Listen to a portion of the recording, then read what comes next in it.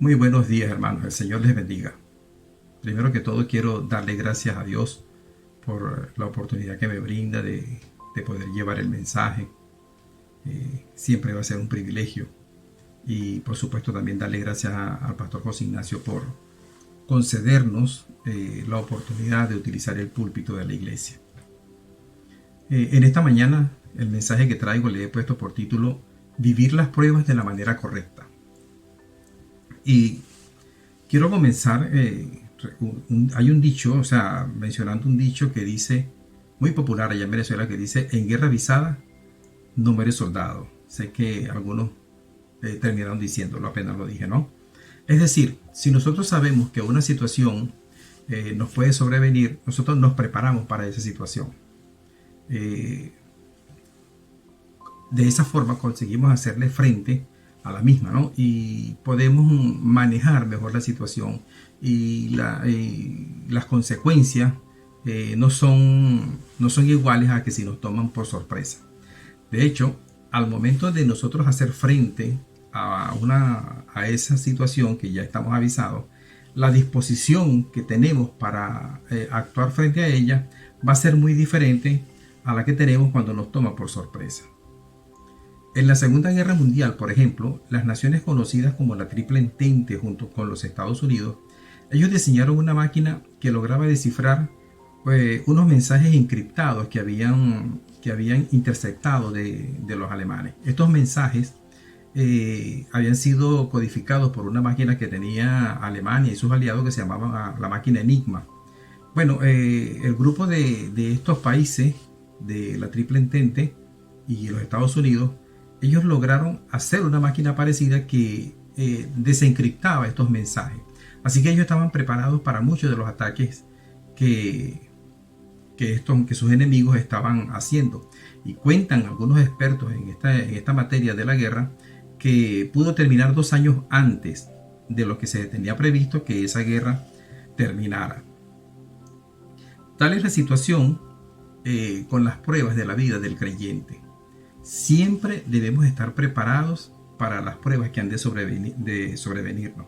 No significa que vamos a vivir, que vamos a llevar nuestra vida en vilo, pendiente de que se me va a venir por aquí, que se me van a atacar por acá, que si la prueba viene por aquí, que si esto... No, no se trata de perder el sentido común ni de estar así a la expectativa de día y noche sin siquiera dormir, porque realmente nos vamos a enfermar de los nervios, ¿no? Y eso no es lo que se pretende, ¿no?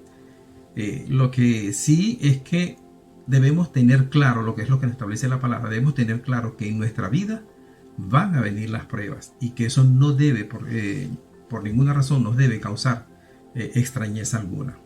Vamos a aprender un poco de lo que nos indica la palabra de Dios acerca de este aspecto de nuestra vida.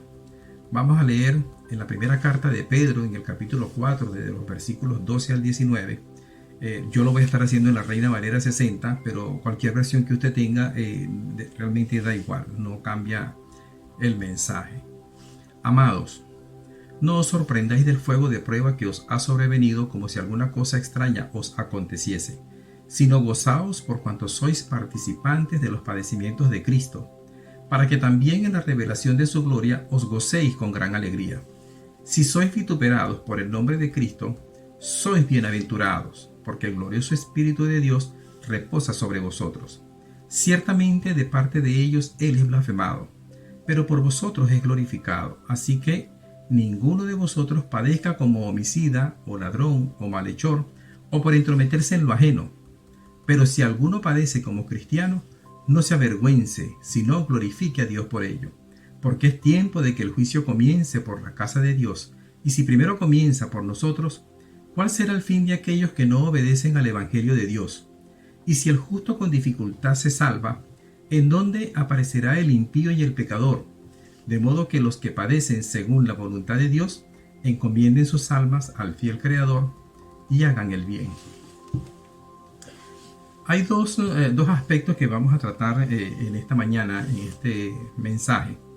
Y el primero es que el creyente en Cristo entiende muy bien que en su vida habrá circunstancias difíciles.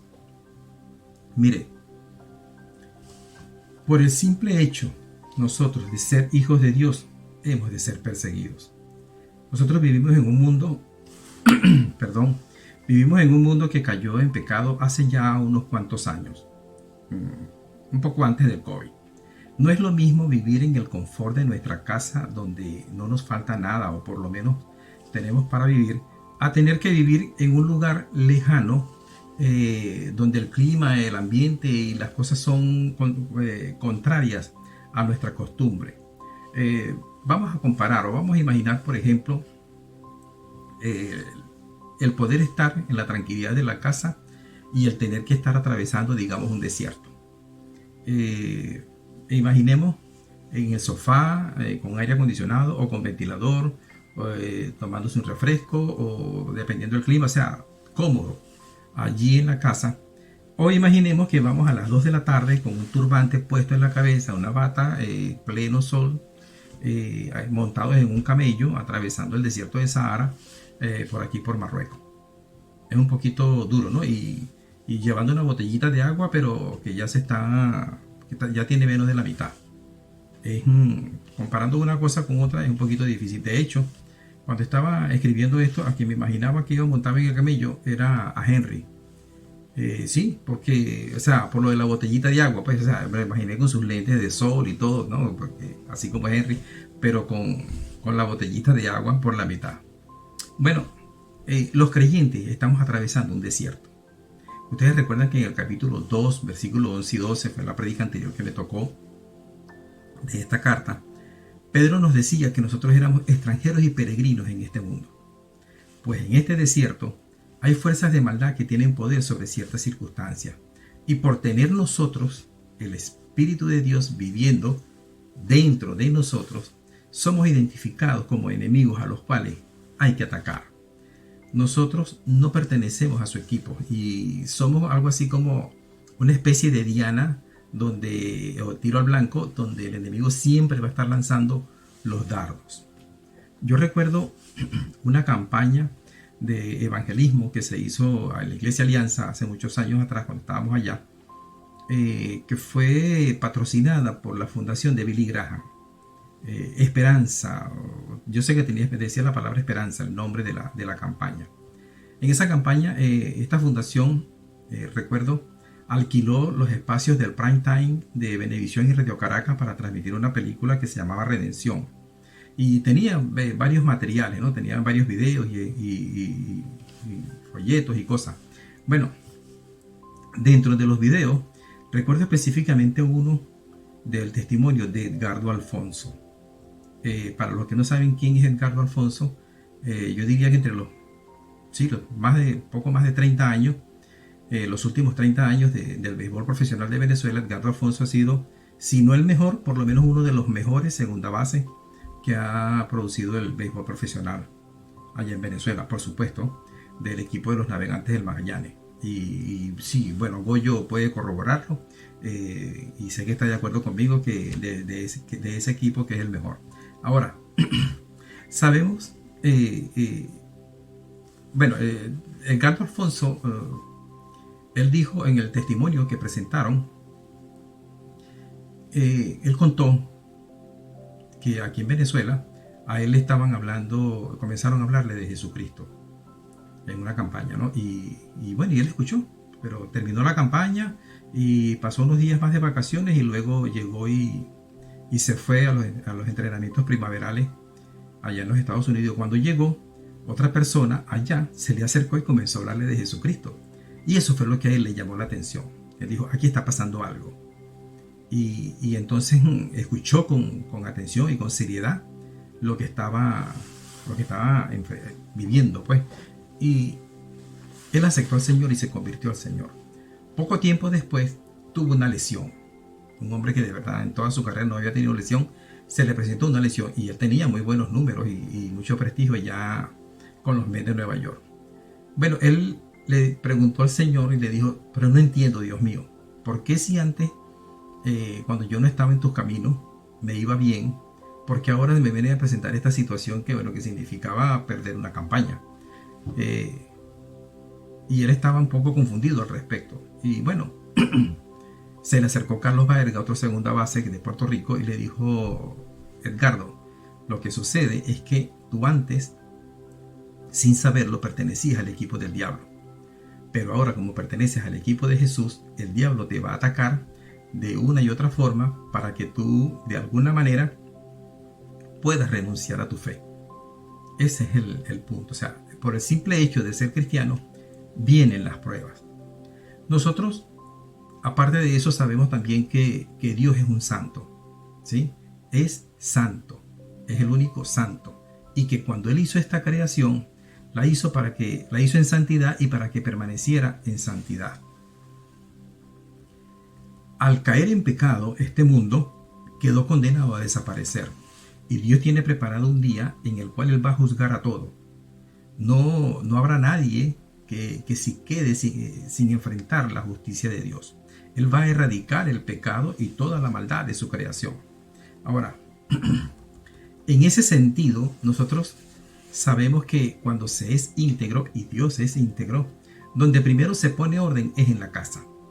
La corrección y el juicio comienza por casa. Cuando nosotros, como jefe en una empresa, como director, como en algún lugar donde uno tenga cierta autoridad, uno pone normas, exige algunos detalles. Pero esas cosas que uno establece como normas, esas que uno primero, o sea, si uno es ordenado, por ejemplo, en el trabajo, en la casa se supone que también es ordenado.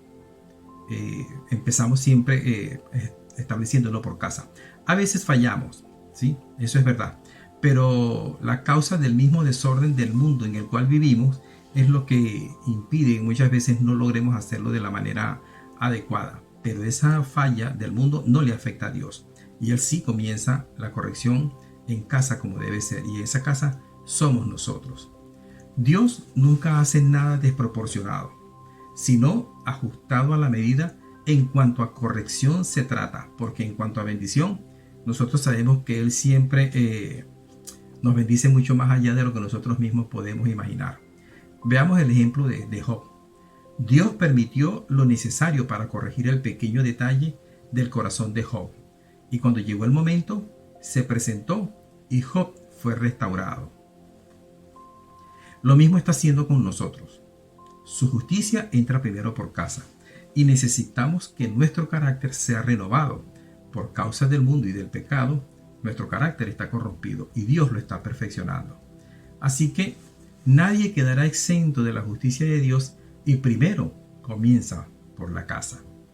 Otro detalle que entendemos es que si bien nuestra vida, por causa de las pruebas y dificultades, es dura, peor destino tienen aquellos incrédulos que se niegan a reconocer la existencia, la soberanía y la pertenencia que tiene Dios sobre su creación.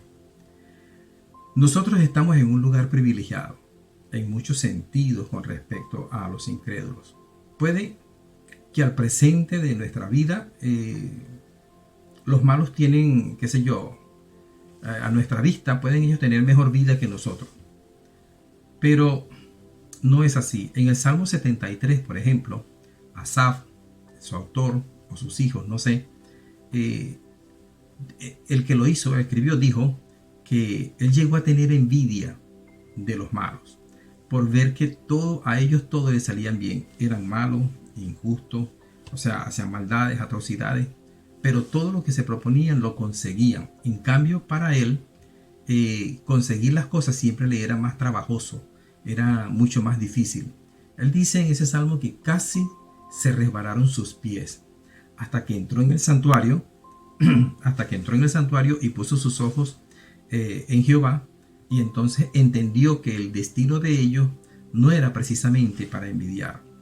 Si los incrédulos entendieran la realidad de Dios, fueran ellos los que nos envidiarían a nosotros. Y esta es quizás una de las cosas importantes a tomar en cuenta cuando se piensa en evangelismo, que hay mucha ignorancia entre los incrédulos y su destino va a ser terrible. 4 razones. Hemos visto en este primer principio, en el texto podemos encontrar 4 razones que el autor nos menciona para entender el porqué de las pruebas en nuestras vidas. Primero, entiende que es perseguido por ser un verdadero hijo de Dios, o sea, por tener el Espíritu Santo dentro de él. Sabe que el ejemplo empieza por casa, que nadie quedará sin enfrentar la justicia de Dios y que si bien su vida es difícil, peor destino tiene la vida de los incrédulos. El segundo aspecto o el segundo principio que quiero mencionar en esta mañana es que el creyente verdadero asume la actitud de glorificar a Dios en medio de sus dificultades. O sea, lo primero fue las razones o el por qué. En este caso vamos a ver es la manera o la actitud que hay que adoptar para enfrentar esas pruebas. Recuerdo que hace tiempo leí la historia de Policarpo, un obispo, era obispo de la iglesia de Esmirna, una de las 7 iglesias de Asia que se mencionan en el libro del Apocalipsis. Este hombre fue discípulo del apóstol Juan y en el año 150 él fue llevado a la hoguera por el simple hecho de ser cristiano. Él tenía un amigo centurión romano que tenía mucha influencia dentro del gobierno y durante varios días él estuvo diciendo, mientras Policarpo estaba detenido, él lo visitaba y le decía: Policarpo, solamente tienes que renunciar a decir que tú eres seguidor de ese tal Jesús y yo te garantizo que tu vida será perdonada, yo te sacaré de allí. Y Policarpo le dijo: mira, si en mis 87 años de vida Jesús a mí no me ha fallado ni un solo día, ¿cómo voy yo a fallarle precisamente en esta hora? Él, Policarpo, estaba preparado, sabía los riesgos de ser seguidor de Jesús en aquella época. Por cierto que es una situación muy parecida a los que viven, los creyentes que viven en el oriente, ¿no? Sea cercano, mediano o lejano oriente. Es una situación difícil para nuestros hermanos, hay que orar por ellos, ¿no? Bueno, meditemos también en la actitud de Esteban, el primer mártir de la iglesia. Sabía el riesgo que corría, pero enfrentó con gozo la situación. Y el mayor ejemplo lo tenemos en Jesús, quien por el gozo que le esperaba soportó la cruz, menospreciando la vergüenza que ella significaba. Así nos lo dice el capítulo 12 de la carta de Hebreos. En esta parte del mensaje vamos a dejarle, sí, yo pienso que es bastante trabajo a Priscila Puyosa de Rojas. Priscila Puyosa de Rojas. Sí, con los 2 apellidos, por si acaso hay otra Priscila por allí cerca y no se confunden, saben cómo ubicarla. En los días subsiguientes a este mensaje podrán preguntarle una serie de cosas que vamos a mencionar de ahora en adelante. Hablamos de actitud frente a las pruebas, la forma como las enfrentamos, la actitud que adoptamos. La mayoría de las veces nos llenamos de temor, de miedo, mucho miedo frente a lo desconocido y lo perturbador que es alterando nuestras emociones. Es bastante normal, entre otras cosas, por la ignorancia que tenemos del origen de las mismas. Las razones que hemos mencionado anteriormente, en medio de las crisis, las olvidamos por completo. Cuando estamos atravesando la tormenta, de verdad que se nos olvidan esas razones.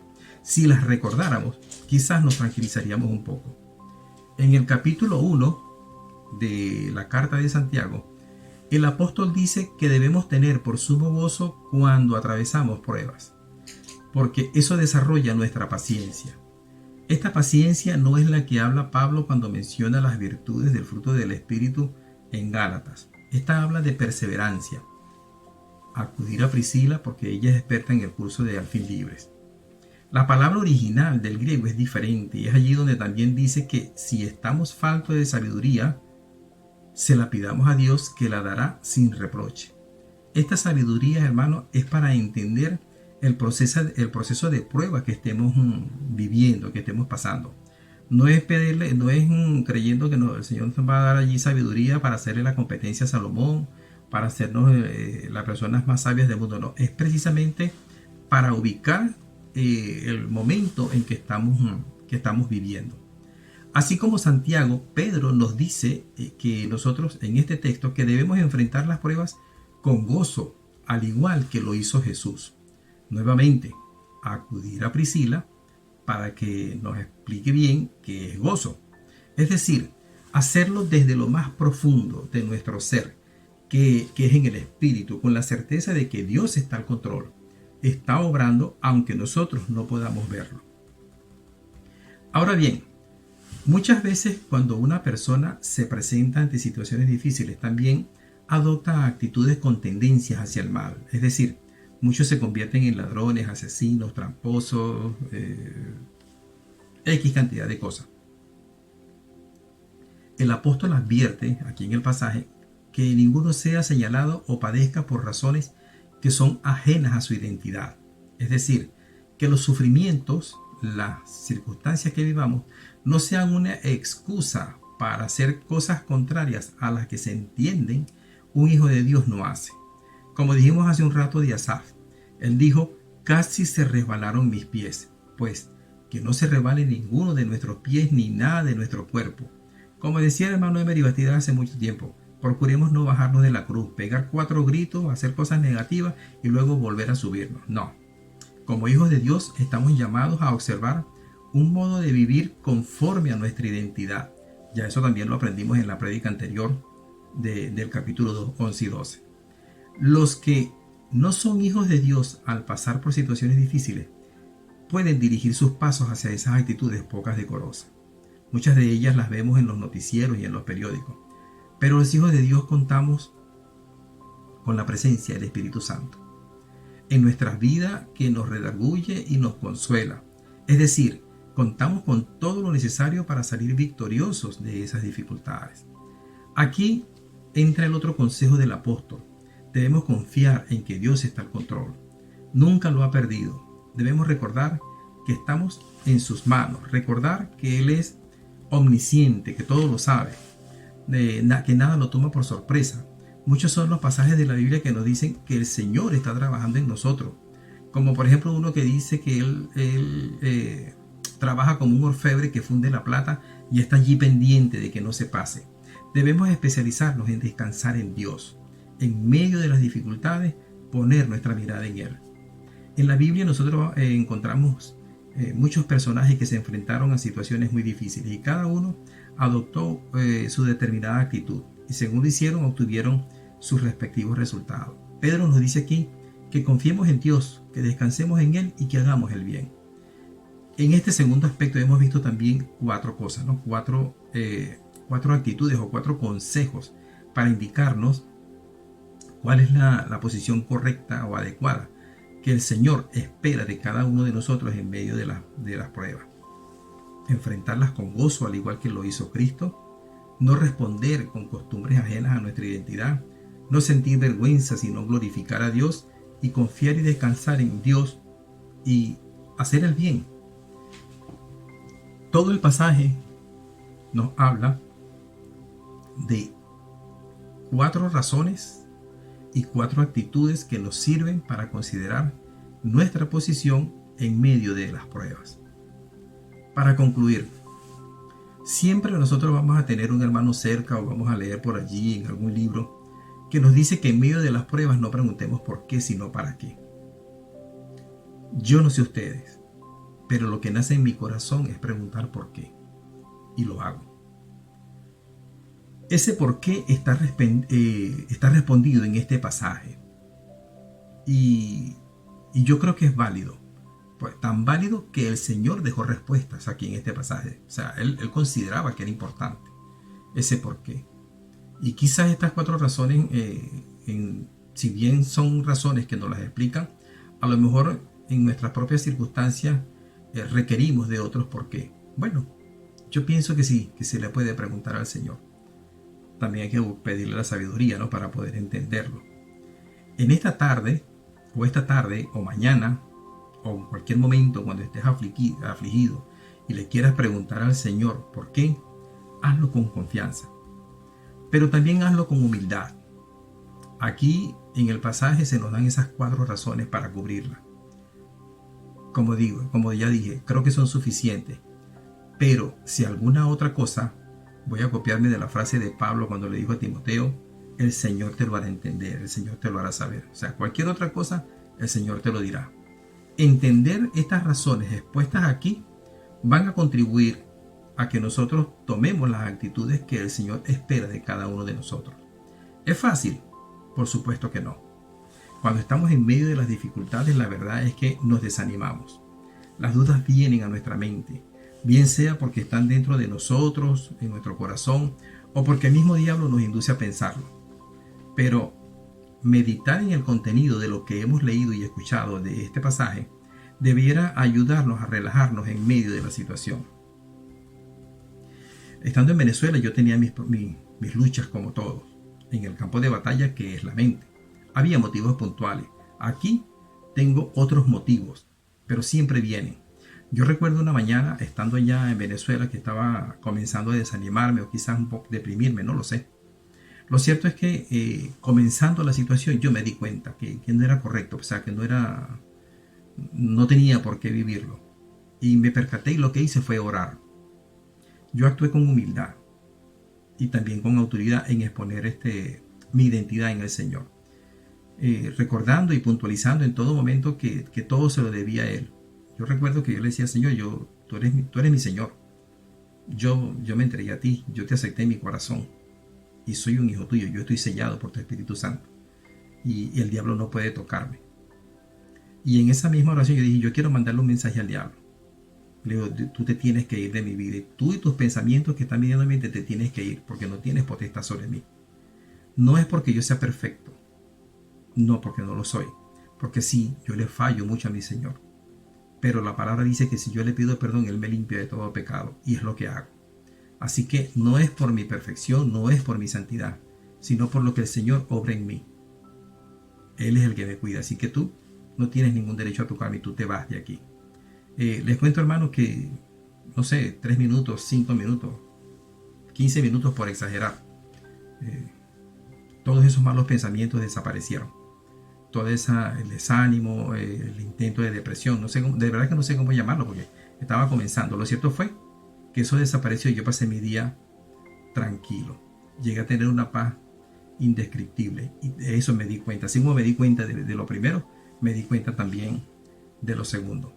El llamado es a recordarles que la Biblia nos da razones para enfrentar las pruebas con gozo.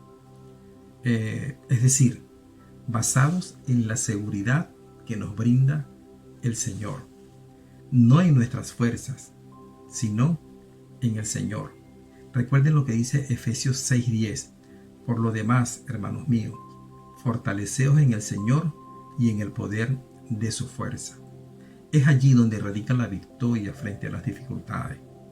4 razones del porqué de las pruebas y 4 actitudes que deberíamos tener frente a ellas. El Señor les bendiga, hermano. Tengan un buen día.